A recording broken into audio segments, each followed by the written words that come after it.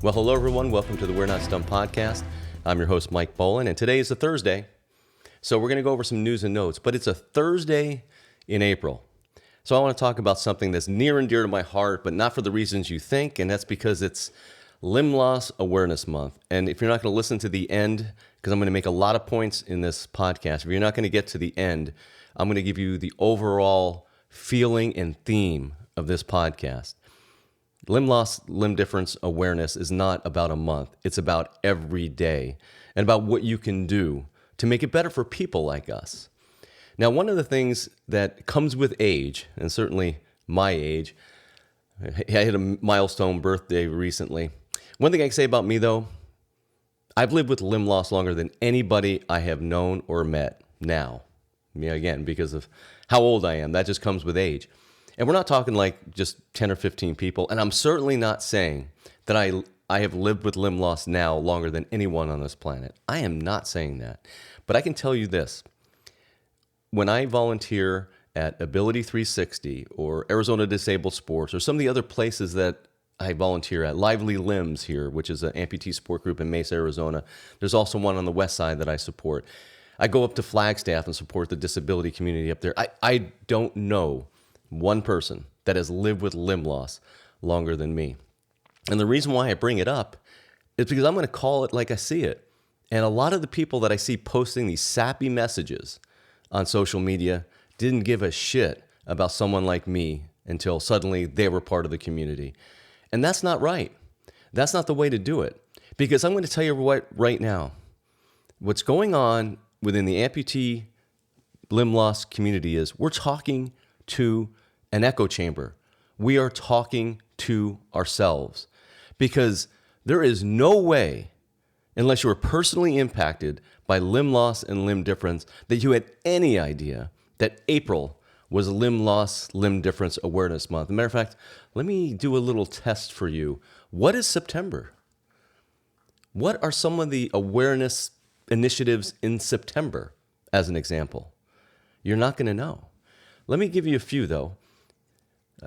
National Spinal Cord Injury Awareness Month. Very, very, very good there. National Pain Awareness Month. National Prostate Health Awareness Month. National Blood Cancer Awareness Month. National Recovery Month. National Square Dance Month, which I think we can all get behind that one. But even within those, the awareness around those things and making it a national month. I don't know how all these things started, but again, some of those initiatives are so important. It can't be just a month, or it has to be every day. And I don't know, I'm sure some people do know this. Like, what else is April? I mean, we don't own April. People in the limb loss community it isn't like, hey, this is our month. No, we share it with a lot of other people, including Stress Awareness Month, National Autism Awareness Month, National Child Abuse Prevention Month, and National Parkinson's Awareness Month. And to that end, you go to Michael J. Fox's website, and it says right at the top, April is Parkinson's Awareness Month, a time to take action and advance Parkinson's research. Help us find a cure. Donate now. And it says it right at the top. Interestingly enough, I don't see anything on the Amputee Coalition website about the same thing. It could be on there. I'm sure it's on there somewhere. Certainly not on the homepage like Michael J. Fox, but it is what it is. But again, it's not about a month. None of these are. And you can't, no matter what you post on social media, it's not going to matter to people that are just living their lives and walking down the street and trying to feed their families. You're only talking to our community. That's all you're doing, which is fine, but you got to do more. And it's not just about April. I urge everyone listening to this podcast to do something. Go to Amplitude Magazine. They have Amplitude, livingwithamplitude.com. Go to the resource area. Instead of taking the time to post something on Facebook, I would urge you to do something else. Go to 50 Legs and see how you can support them.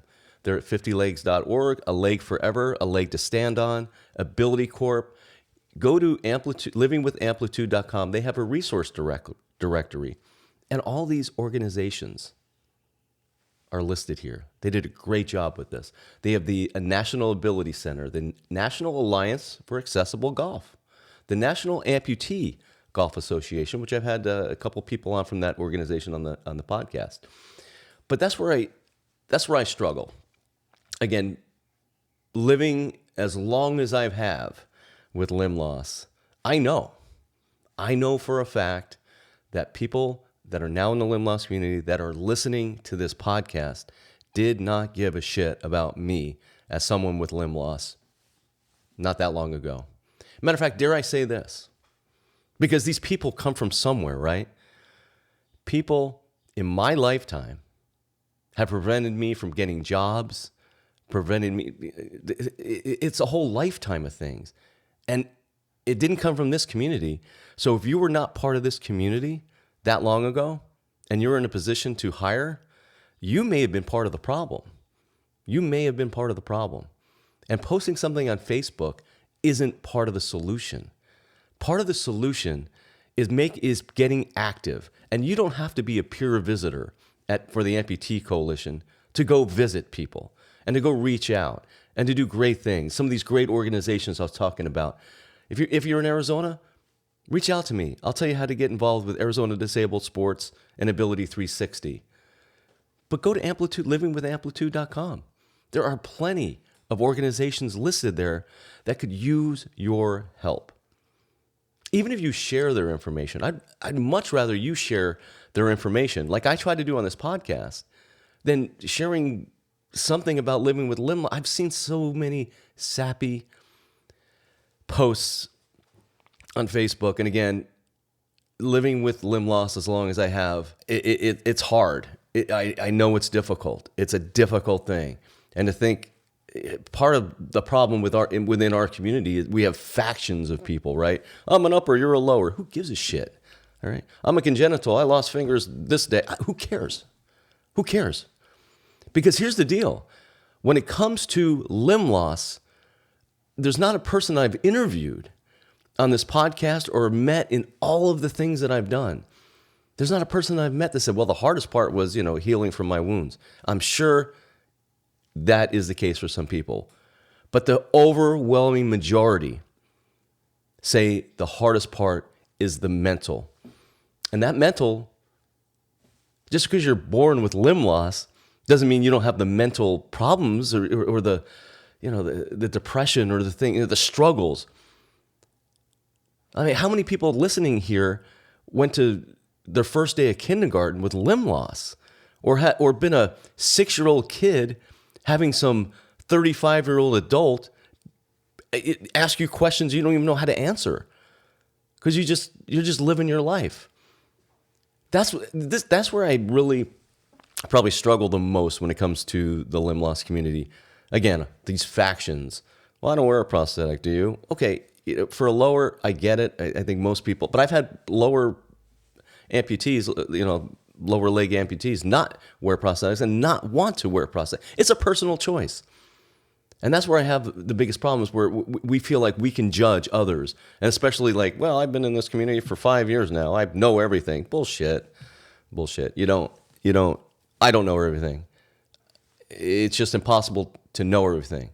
We have to be more accepting of our community, because the only way we're going to get what we need as a community is to work together and not just work in April and have sappy posts. We need to work together every day of the year and make it so people are aware of some of the struggles, how expensive prosthetics are, and why some of this stuff actually exists. I'll give you an example. And I don't claim to be an expert in Parkinson's. I can go to Michael J. Fox's website, and I'm sure I can learn a lot there. But I'm sure I'm positive there's stages of Parkinson's, right? There's stages. But Parkinson's is Parkinson's. When it comes to limb loss, it could be a finger, it could be a toe, and that could be as much, if not more devastating than not having a hand like me, as an example. Or there could be people that are missing their legs that are just the happiest people you ever want to meet, and they're crushing life. We're all different, is what I'm getting at. Whereas the Parkinson's and what they're trying to do with Parkinson's is all about Parkinson's. We have different factions within our community, different types of limb loss, different types of limb difference.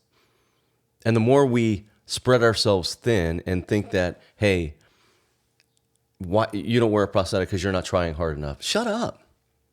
Shut up, man. Don't talk. We have to come together as a community. And don't think just because someone was born a certain way makes it easier.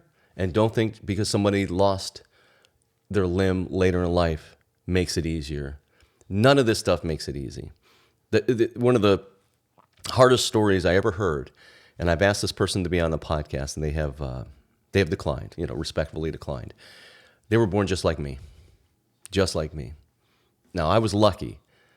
I had a family that supported me. And as far as my life is concerned, I wouldn't want it any other way. She, unfortunately, was born into a family that was ashamed of her, took it personal because they had a baby born with one hand. They thought it was not even their fault, but it was a reflection on them. And it made her life extremely hard.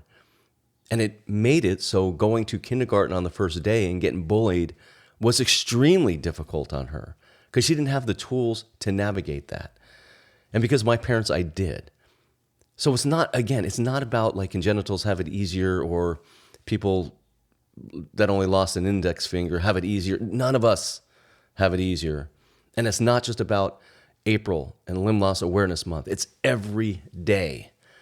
And by the way, awareness, you don't think when we walk around with no hand, people aren't aware that I have limb loss? Of course. And it's the same with you. But we can make it better for all of us if we come together and not point fingers, not judge others.